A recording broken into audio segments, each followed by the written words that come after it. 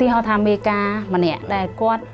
ឃើញកម្មករម្នាក់រៀងស្អាតបន្តិចអញ្ចឹងគាត់ក៏បានប្រើខ្សែភ្នែករបស់គាត់សម្លឹងមើលក្រៅមើលលើទៅលើស្ត្រីម្នាក់ហ្នឹងនេះហើយគឺជាអំពើហិង្សាឯលើ gender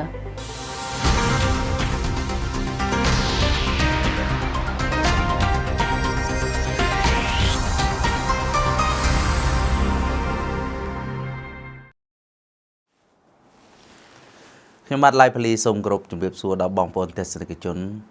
ក៏ដូចជាបងប្អូនកម្មករកម្មការីដែលកំពុងតែតាមដានការផ្សាយកម្មវិធីពិសេសសម្រាប់កម្មករនៃអង្គភាពសារព័ត៌មាន Cambodia ថ្ងៃនេះផងដែរយើងមានប្រធានបទមួយតាក់ទងទៅនឹងអំពើហិង្សានិងការបៀតបៀនផ្អែកទៅលើ gender ចង់ដឹងថាតើអំពើហិង្សានិងការបៀតបៀនផ្អែកទៅលើ gender មានអត្ថន័យយ៉ាងដូចម្តេចហើយការអនុវត្តគម្រោងនេះគឺទៅលើសហគ្រាសឬក៏រោងចក្រប្រភេទណាថ្ងៃនេះផងដែរយើងមានវាគ្មិនកិត្តិយសគឺលោកស្រីសៀកុនធាដែលលោកស្រីជាប្រធានសហព័ន្ធសហជីពការងារស្ត្រីកម្ពុជាកុំឲ្យខាត់ពេលយូរយើងសូមជួបលោកស្រីទាំងអស់គ្នាបាទជំរាបសួរលោកស្រីចាជំរាបសួរលោកស្រីសុខសប្បាយទេចាសុខសប្បាយទេអរគុណច្រើនលោកស្រីមុនទៅដល់ប្រធានបទយើងសូមលោកស្រីជួយណែនាំខ្លួនបន្តិចដើម្បីឲ្យបងប្អូនទស្សនិកជនជាពិសេសបងប្អូនកម្មករដែលកំពុងតែតាមដានកម្មវិធីយើងផងដែរចាជាបឋមសូមគ្រប់នឹងជំរាបសួរដល់លោកស្រីទាំងអស់ពិសេសបងប្អូនកម្មករកម្មការនេះដែលតែងតែទស្សនានៅក្នុងកម្មវិធីពិសេសរបស់កម្មករនេះចានេះខ្ញុំឈ្មោះសៀកុនធាគឺជាប្រធានសហព័ន្ធសហជីពការងារស្ត្រីកម្ពុជាហើយក៏ជាសមាជិកបណ្ដាញសហជីពស្ត្រីនិងជាសមាជិករបស់សភាសម្ព័ន្ធសហជីពជាតិកម្ពុជា NACC ផងដែរចាហើយថ្ងៃនេះមានកិត្តិយសណាស់ហើយក៏សូមអរគុណដល់Cam Avenue ដែលបានអញ្ជើញខ្ញុំជាវាគ្មិននៅក្នុងកម្មវិធីពិសេសរបស់កម្មករនេះចា៎បាទអរគុណច្រើនចង់ឲ្យលោកស្រីជម្រាបតាក់ទងពីអត្តន័យក៏ដូចជាបញ្យលខ្លឹមសារប្រធានបទយើងបន្តិចតាក់ទងទៅនឹងអំពើហិង្សានិងការបៀតបៀនតើអំពើហិង្សានិងការបៀតបៀនហ្នឹងវាខុសប្លែកគ្នាយ៉ាងម៉េចឬក៏វាដូចគ្នាឬក៏យ៉ាងម៉េចជួយចាអរគុណច្រើនសម្រាប់សំណួរដ៏មានសារៈប្រយោជន៍នេះជាការពិតទៅនៅក្នុងរោងចក្ររបស់យើងក៏ដូចជាគ្រប់ទីកន្លែងទាំងអស់នៅកន្លែងការងារវាតែងតែមាននៅអំពើហិង្សានិងការបៀតបៀនផ្អែកលើ gender នេះប៉ុន្តែជាទូទៅក្នុងនាមយើងជាបងប្អូនកម្មករយើងពេលខ្លះគាត់ដឹងថាអាហ្នឹងគឺជាអំពើហិង្សាមួយសម្រាប់ពួកគាត់ខ្លះទៀតក៏គាត់អត់ដឹងថាអូរូបភាពហ្នឹងគឺជាអំពើហិង្សាឧទាហរណ៍ថាបរិសម្នាក់គាត់បានមើលស្ត្រីម្នាក់ហ្នឹងដោយខ្សែភ្នែកឬអារម្មណ៍គាត់ថាមើលទៅគួរឲ្យស្រឡាញ់ណាគួរឲ្យគ្រឹតណាចាអារូបភាពបែបនេះអាចិត្តបែបនេះដែលគាត់គិតក្នុងចិត្តហ្នឹងវាជាអំពើហិង្សាមួយតកតងការបៀតបៀនភេទរបស់គាត់ប៉ុន្តែបងប្អូនកម្មករគាត់ដឹងហើយប៉ុន្តែគាត់ក៏អត់បានចាប់អារម្មណ៍គាត់បានគិតថាតើគាត់ត្រូវធ្វើយ៉ាងម៉េចគាត់មានអារម្មណ៍ផ្លូវចិត្តមួយខ្លាចអញ្ចឹងជារួមមកវិញតកតងទៅនឹងនិយមន័យដែលយើងនិយាយជារួមថាអំពើហិង្សានិងការបៀតបៀនលើ gender ហ្នឹងគឺសំដៅទៅលើអំពើទាំងឡាយណាឬមួយក៏ការគំរាមកំហែងទាំងឡាយណាដែលមានច្រើនសន្តានដែលបុគ្គលម្នាក់ទៀតមិនអាចទទួលយកបាននេះគឺជាអំពើហិង្សាហើយតាមរយៈរូបភាពអីខ្លះតាមរយៈផ្លូវកាយផ្លូវចិត្តផ្លូវភេទហើយនឹងផ្នែកសេដ្ឋកិច្ចអញ្ចឹងយើងវិភាគមើលថាហេតុអីបានប៉ះពាល់ដល់ផ្លូវកាយផ្លូវចិត្តផ្លូវភេទនិងផ្នែកសេដ្ឋកិច្ចរបស់គាត់នៅពេលដែលយើងវិភាគមើលកម្មករម្នាក់ដែលគាត់ធ្វើការនៅក្នុងកន្លែងមួយហើយមានអ្នកគ្រប់គ្រងរបស់គាត់ម្នាក់ដែលគាត់បានចាប់អារម្មណ៍លើស្ត្រីម្នាក់ហ្នឹងអញ្ចឹងគាត់ក៏បានហៅទៅជួបហើយក៏បានប៉ះពាល់រាងកាយរបស់គាត់អញ្ចឹងនៅពេលដែលប៉ះពាល់រាងកាយរបស់គាត់គាត់មានអារម្មណ៍មួយថាអត់មាន comfortable អត់មានផាសុកភាពអត់មានសេចក្តីតែថាមានភាពភ័យខ្លាចអញ្ចឹងចិត្តរបស់គាត់ក៏ញាប់ញ័រគេងមិនលក់អញ្ចឹងប៉ះពាល់ដល់ផ្លូវចិត្តរបស់គាត់ជាការបង្ខំចុងក្រោយគាត់ក៏ត្រូវតែឈប់ធ្វើការចាគាត់ឈប់បោះបង់ការងារចោលអញ្ចឹងការបោះបង់ការងារចោលនេះហើយគឺជាហេតុផលមួយដែលធ្វើឲ្យគាត់ប៉ះពាល់ទៅដល់លំហូរសេដ្ឋកិច្ចនៅក្នុងគ្រួសាររបស់គាត់ដោយសារតែគាត់គេចវេះអំពីការបៀតបៀនភេទពីបរិសុទ្ធដែលមានអំណាចនៅកន្លែងការងាររបស់គាត់ហ្នឹងចា៎បាទអរគុណច្រើនហើយងាកទៅលើប្រធានបទយើងដែលមានពាក្យ gender នៅក្នុងហ្នឹងព្រោះពាក្យច្រើនឮតែគេនិយាយទាំងខ្ញុំទាំងគេជាពិសេសបងប្អូនកម្មករដែលកំពុងធ្វើការនៅទីនោះ phổ biến đi bị chạy cái thế đài ta trong đang ta bị gender nó cứ miên này chẳng mấy sầm đai từ lơ nè nà khla chả ở con như tôi tới nó về đài dương lưu thập bị gender này khla có thằng gender nó miền này thằng mày chả tâm bất biện năng cứ chia biện đài dương vô một bị bò tê tê và dương này dây ở cái tha chia xăm phê đồ biếng bỏ ra năng một sợi đài là cả miền má hai dương ai plak đầu bàn hai ai bên dương ai plak đầu bán tôi thì dương về phê âm pi phết hay năng gender ta bị khó khănอย่างmình và dương này dây âm pi phết miền này tha lẽขณะวิทยาศาสตร์ธรรมชาติได้บังการมาให้มันไอพลับออกบานอุติห้องบรอคือจีบรอในแต่บรอมันไอบรอประดูเพชรจีสไตรบานในโต๊ะใบยืรูปเรียงกายดอกบัวกวาดจีสไตรกระดาวกวาดก็ในแต่จีบรอปันใต้ยืงสำนักตะลือเย็นเด้อคือมีในทางการเงียได้บรอไอฝึกบ้านให้สไตรก็ไอฝึกบ้านได้จังโดยการเงียเตี้ยยังแขนใบจังยังปฏิบัติตั้งปีโบราณมาทาโอ้สตรียังใบเรียนชราเนี่ยนะจ้าเพื่อแต่การเงียบเตะตื้อคือใบเรียนชราเนี่ยการเงียเรียนโซดคือสำหรับบุรุษปันใต้ยันเด้อคือยืงอาจเอาสตรีเรียนคงโปบานจ้าโจรวมบานจังยืงเธอไม่รวมจำไหนคนี้เอาสมาคนี้สังคมมวยมีนการิจำรานบ้านตัวแต่มีนการพลับโดมีนการพลับโดพนัดกำหนดปีดาวมานั่งยังอาจะริจำรานบ้านไหนจ้ะคนเชื่อนะลูกสายจังบองปอนเทศนิกชนก็โดยเฉพาะบองปอนกรรมกรรมการในยังบานสวายโยลให้ปีเปียเจนเดอร์บันไดทาคือจะการโจร่วมการเงียนะยังมันบัดประดาวแต่เลยโอ้การเงียนี่สำหรับตับบรอจังขยมเจสตรีมันอาโจร่วมบ้านจังมันเมนเตนะยังก็มีเอากะมีหลักเพียบมีสมรรถเพียบทางการโจรวดเฟอร์กาเงียนังได้โดยเฉพาะนักน้อมยังมาจนนู้นก็มีเจสตรีเจ้าสังกัดไอ้ก็เจสตรีเพียจารอันนั้นคือการโจรวมก็น่าหาตาเจนเดอร์นะคนชั้นลูกสายแต่ตรงแต่นั่งอำเภอฮังซาหนึ่งบีการบิดเบียนเพลเพดดิตาวิมีนพอปะปอลไว้คลาแต่เลือบองปอนกรรมก่อยืนจ้าจิตตุเตอร์บาสันจียืงในยัยปีกลายการนี้คือจีบันดมในมนุษย์จิตราในทวีกาจังข้างภายในอยู่จุกวาดเมาดาวิญญาต้นดำใบตัวในพอจำในดอกก่อนสำหรับกรรมกรอยู่จิตดอกยืงคือบานเป็นเจงกำลังดอกยืงดำใบตัวในพอประยาวจีตะประดำใบมากุดกงจีแบบเพียวดอกก่อนพอยืงในยัยปีพอปะปวลจังในขนมกลายการนี้กูตายจีกลายมวยได้เมียนในสันติภาพนับเป็นได้เมียนสันติภาพแต่งเพลากายเพลจัดมันเมียนกาเบียดเบียนเพศเพื่อไอ้ลมเฮาเศรษฐกิจดอกบัวกอดริจำร้านจังพิกีต่างสองข้างคือโรลนเตอร์จังยังเคยทาสตรีพิจารณากดฝึกการนองดวงจะโจการสปรามพิโรยฮะคือจรานเมนเตนจังพอปะปอได้โรงสมเปียจรานยังกี้คือสตรีได้สายกดมีกำลังสาวให้กดจิตตุเตอร์สตรียังมันไอเตอร์ได้ท่าบ่ยังจังเบียดเบียนบรอมเนี่ยนั่งจังสลายบรอมเนี่ยนั่งยังมันไอตัวปรากายวิกาบ้านได้ไหมเนี่ยยังสตรีนั่งจะกดนั่งมีการภัยคลายกดมีการกรุบหาทานตำเลียมตำรวจไปนี่ดอกยังจังจำนวนจังนี่มีแต่บรอเต้ได้กดอาเฮียน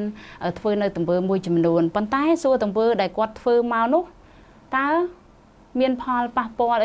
ดอลลาร์รอมสตรีดอกบ้านนั่งสตรีมันเนี่ยนั่งได้หรืออดให้สตรีนั่งกวดมีการสวากุมแต่เลือตรงเบื้องมือจำนวนได้มันซ้ำเฮดพอลระบบบรอมันเนี่ยนั่งอดจังเคยทากวดมันตัวโยตีนักเปได้กวดมันตัวโยจังอารมณ์สตรีมเนี่ยนั่งคือเพย์คลายสล็อตให้กวดสำระก็เหมือนบ้านยังกวดเปลจ่าบะตึกจัดนักเปได้กวดมาฟื้นก้ากดใบจีอัดเทียนไปโชว์มันก็การงี้เฟื่อบานละอที่บ้านกดเฟื่ออัดบานละอยังเฟื่อไอจังหวะปฏิกรรมนู้ทอยจ่อจ้ะปอดอกสามแบบปฏิกรรมจ้ะจังข้างในยุจุคือจังหวะปฏิกรรมทอยจ่อข้างมองผลกรรมกรรมการนี้คือมีอารมณ์เพย์คลายได้มันอาจบนต่อการงี้บานระหดดอลไปคลากดบังคอมเตอร์แต่ชุบทวกายังการในชุบทวกาในขนมครูสามมวยคือกดเศรษฐกิจจ้ากวดเตาตัวเขาเตาเมียนมาได้ปกหรือมือก็ใหญ่หรือมือก็โอนหรือบางกวดเตียจ้าจัง มันអាចរលូនទៅមុខបានទេចា៎បាទ លោកស្រីជួយបន្ថែមតិចតទៅរូបភាពមិញលោកស្រីបានលើកត្រួសហើយតទៅការមើលគ្នាប្រើខ្សែភ្នែកអញ្ចឹងណាតើវាមានរូបភាពអ្វីខ្លះដែលបង្ហាញថារូបភាពបែបហ្នឹងចាត់ចូលជាការបៀតបៀនឬក៏អំពើហិង្សាណាលោកស្រីអាចបញ្ជាក់ឬក៏អាចបន្ថែមជាងនឹងទៀតទេព្រោះពេលខ្លះបងប្អូនយើងអត់ដឹងទេគាត់ថាពេលខ្លះគាត់មើ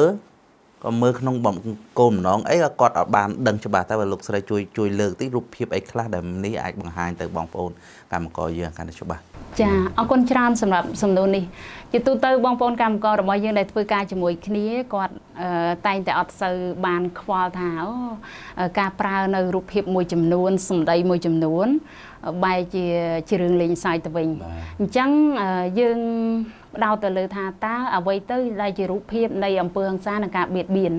បែរលើ gender ហ្នឹងយើងមើលថាឧទាហរណ៍ថាមេការម្នាក់ដែលគាត់ឃើញកម្មករម្នាក់រៀងស្អាតបន្តិចអញ្ចឹងគាត់ក៏បានប្រើខ្សែភ្នែករបស់គាត់សម្លឹងមើលក្រៅមើលលើទៅលើស្ត្រីម្នាក់ហ្នឹងនេះហើយគឺជាអំពើហិង្សាឯលើ gender រូបភាពមួយទៀតដូចជាគាត់បង្ហាញនៅរូបភាពអាហភាពមួយចំនួនដែលធ្វើឲ្យស្ត្រីម្នាក់នឹងមើលឃើញឬមួយក៏ស្ត្រីច្រើនទៀតមើលឃើញប៉ុន្តែគាត់គិតថាជាការលេងសើចតាមពិតនេះគឺជាអំពើហិង្សានិងការបៀតបៀនអញ្ចឹងនៅពេលដែលមេការឬមួយក៏អ្នកដឹកនាំឬមួយក៏ជាងម៉ាស៊ីនណាជាងម៉ាស៊ីននៅជាប់មួយបងប្អូនកម្មករយើងចាឬមួយក៏អ្នកគ្រប់គ្រងដែលគាត់ប្រើនៅរូបភាពទាំងអស់នេះហើយគឺជាអំពើហិង្សាបៀតបៀនលើ gender ចាហើយមានរូបភាពជាច្រើនទៀតដូចជាការប៉ះរាងកាយអីជាដើមហ្នឹងហើយប៉ះរាងកាយដោយផ្ដោតទៅលើភេទអីហ្នឹងមានការនិយាយសំបីអាការនិយាយសម្ដីបែបគេថាបែបលេងសើចធ្វើឲ្យប៉ះពាល់អារម្មណ៍ហ្នឹងក៏ជាការប្រើអំពើហិង្សាឬការបៀតបៀនភេទដែរប៉ុន្តែជាទូទៅយើងតែងតែអត់សូវប្រកាន់ណាចាការដែលមិនប្រកាន់ហ្នឹងហើយដែលធ្វើឲ្យមិត្តភ័ក្តិរបស់យើងធ្វើឲ្យអ្នកដែលមានអំណាចគាត់ចេះតែប្រើទៅចាជាទូទៅនៅក្នុងបរិបទនៃការងាររបស់យើងឃើញថាបងប្អូនកម្មករតែងតែទុកនៅអារឿងហ្នឹងម្ដុំមិនសូវខ្វល់ខ្វាយអាការមិនសូវខ្វល់ខ្វាយហ្នឹងហើយដែលជាការបើកផ្លូវឲ្យអ្នកមានអំណាចឲ្យអ្នកមានសិទ្ធិឲ្យអ្នកគ្រប់គ្រងឬមេការទាំងអស់ហ្នឹងចេះតែប្រព្រឹត្តអំពើហ្នឹងបន្ថែមឡើងដោយអត់មានឈប់ឈរចា៎គាត់អាចគិតថាគាត់ជាក្រុមការងារមេគេហៅមកឯក្បាងឯអីចឹងធ្វើល្អអីចឹងគាត់គិតថាហ្នឹងជាការអាសាពេលខ្លះមិនមែនទេមិនទេជាការបៀតបៀនមួយដែលយើងអត់បានចាប់អារម្មណ៍អរគុណមួយទៀតដូចជាតើតងតនឹងស្ត្រីខ្លះគាត់មេការហៅទៅហូបអីអញ្ចឹងណាហៅទៅហូបអីថានាងអាចនៅជាមួយខ្ញុំមួយយប់អីអញ្ចឹងទៅខ្ញុំនឹងដំឡើងប្រាក់ខែឲ្យឬមួយក៏ខ្ញុំផ្ដល់នៅលុយបន្ថែមលើកទឹកចិត្តបន្ថែមឬមួយក៏បន្តកងត្រាបន្ថែមអញ្ចឹងបើសិនជាបងប្អូនកម្មករកម្មការនេះរបស់យើងមាននៅរូបភាពមួយចំនួនតកតងទៅនឹងការបៀតបៀនប៉ះពាល់អារម្មណ៍គឺបងប្អូនអាចធ្វើការទំនាក់ទំនងទៅលើអង្គការស្ថាប័នមួយចំនួននៅកន្លែងការងាររបស់គាត់បានឬពិសេសតាមសហជីពរបស់យើងដែលនៅជាប់មួយបងប្អូនកម្មករណាចា៎បាទចាំមិនន័យថាបើសិនជាបងប្អូនកម្មករកម្មការនេះយើងជួបទៅនឹងបញ្ហាបែបហ្នឹងណាតងទី1ដោយលោកស្រីលើកហ្នឹងការប្រើខ្សែភ្នែកសម្ដីឬក៏ប៉ះពាល់ទង្វើបែបហ្នឹងដែលយើងចាត់ទុកថាធ្វើឲ្យវាអត់សំណុកក្នុងខ្លួនណាបាទគឺអាចទៅប្រស្រ័យរោតាមរយៈបងប្អូនសហជីពណាកម្មករយើងឬក៏ទៅដល់ខាងក្រុមហ៊ុនដូចជាខាងរដ្ឋបាលអីចឹងទៅបាទដើម្បីជូនដែរគាត់ដើម្បីគាត់ដោះស្រាយចាជាទូទៅចាត្រឹមត្រូវនៅក្នុងអង្គការស្ថាប័នរបស់យើងបានធ្វើការច្រើនជាមួយនឹងអង្គការ NGO ផ្សេងដែលយើងធ្វើយ៉ាងណាលុបបំបាត់អំពើហិង្សានិងការបៀតបៀនផ្អែកលើ gender ហ្នឹងដូច្នេះសួរថាតើអ្នកណាដែលនៅផ្ទាល់មួយបងប្អូនកម្មករមានតែសហជីពហ្នឹងហើយអញ្ចឹងសហជីពគាត់ ជាបណ្ដុំនៃកម្មករទាំងអស់រួមគ្នាអញ្ចឹងគាត់អាចធ្វើការសម្រួលដោះស្រាយផ្ទាល់ជាមួយបងប្អូនកម្មករយើងវាដូចជាឪពុកម្ដាយនៅជាប់កូនអញ្ចឹងបងប្អូនកម្មករត្រូវជឿជាក់សហជីពហើយយើងធ្វើការជាមួយសហជីពយើងយកបញ្ហាទាំងអស់ឲ្យសហជីពដោះស្រាយបានឬមួយក៏រោងចក្រខ្លះគាត់មានបង្កើតជាគណៈកម្មាធិការដោះស្រាយបញ្ហាផ្សេងសុខភាពសុវត្ថិភាពឬមួយក៏តកតងទៅនឹងការលុបបំបាន់ពើហិង្សាក្នុងកន្លែងការងារនឹងតែម្ដងជំរាបឬក៏រាយការណ៍តាមរយៈនឹងបានតាមបទពិសោធន៍លោកស្រីដែលជាអ្នកសហជីពដែលបានចុះទៅតាមបណ្ដារោងចក្រជាច្រើនក៏ដូចជាជួបបងប្អូនកម្មករជាច្រើនតែលោកស្រីអាចយល់ឃើញយ៉ាងណាសម្រាប់ភាគីខាងរោងចក្រណាតើគាត់មានទៅនឹងគោលនយោបាយយ៉ាងម៉េចដើម្បីឲ្យលុបបំបាត់អំពើហិង្សានិងការបៀតបៀនផ្អែកទៅលើ gender នេះចាជាទូទៅដែលខ្ញុំបានចុះរោងចក្រមួយចំនួនតាមរយៈបណ្ដាញសហជីពស្ត្រីក៏ដូចជាសហព័ន្ធសហជីពរបស់ខ្ញុំហ្នឹងខាងរោងចក្រមួយចំនួនគាត់បានធ្វើការសហការជាមួយខាងសហជីពដើម្បីបង្កើតជាគណៈកម្មការលុបបំបាត់អំពើហិង្សានិងការបៀតបៀននៅកន្លែងការងារនឹងតែម្ដងអញ្ចឹងនៅក្នុងការបង្កើតគណៈកម្មការនោះគឺមានសមាជិកសហជីពខ្លះទៅហើយខាងនយោជកខ្លះទៅតាមរយៈក្រមរដ្ឋបាលនឹងចាហើយយើងមានខាង NGO ចុះទៅបង្រៀនយើងខាងរោងចក្រគេបានស្នើពីខាង NGO មួយចំនួនដែលធ្វើការតាក់ទងទៅនឹងអំពើហិង្សានិងការបៀតបៀនហ្នឹងដើម្បីធ្វើការពន្យល់បន្ថែមឲ្យបងប្អូនកម្មករដែលជាសមាជិកគណៈកម្មការហ្នឹងគាត់បានពន្យល់អំពីទង្វើអីខ្លះដែលយើងចាត់ថាជាការបៀតបៀនហ្នឹងផ្អែកលើភេទហ្នឹងចាអញ្ចឹងគឺយើងធ្វើការពន្យល់បន្ថែមអញ្ចឹងឃើញថាទោះយ៉ាងណាជាលទ្ធផលក៏ខាងអ្នកដែលជាជនដែលចង់ប្រព្រឹត្តណាដែលជាជនដែលគាត់ចង់ឆក់ឱកាសហ្នឹងគឺគាត់អាចចាគាត់កាត់បន្ថយពួកអីគាត់ខ្លាចថាអីណាប្រទេសមានច្បាប់ណាគ្រួសារមានវិន័យអញ្ចឹងនៅពេលដែលមាននៅគណៈកម្មការលុបបំបាន់ពើហិង្សានិងការបៀតបៀននៅកន្លែងការងារយើងត្រូវប្រយ័ត្នយ៉ាងណាគេប្តឹងអស់លុយច្រើនចាគឺមិនថានេះជាការចូលរួមរបស់ភាគីខាងសហគ្រាសដែលបានចូលរួមក្នុងការបង្កើតជាគណៈកម្មការដើម្បីការពារក៏លុបបំបាត់អំពើហិង្សានេះផងដែរបាទអរគុណច្រើនលោកស្រីតើជាចុងក្រោយនេះតើលោកស្រីមានអនុសាសន៍ក៏ដូចជាមតិដើម្បីផ្ដាំផ្ញើដល់បងប្អូនកម្មករកម្មការនីអ្វីខ្លះដែលកំពុងតែបម្រើការងារចាអរគុណជាចុងក្រោយនេះខ្ញុំគ្រាន់តែផ្ដល់ជាគំនិតក្នុងនាមខ្ញុំជាស្ត្រីដោយបងប្អូនទាំងអស់គ្នាដែរអញ្ចឹងស្ត្រីរបស់យើងត្រូវតែបញ្ចេញប្រាប់នាំសារនៅអ្វីចាក្លាហាន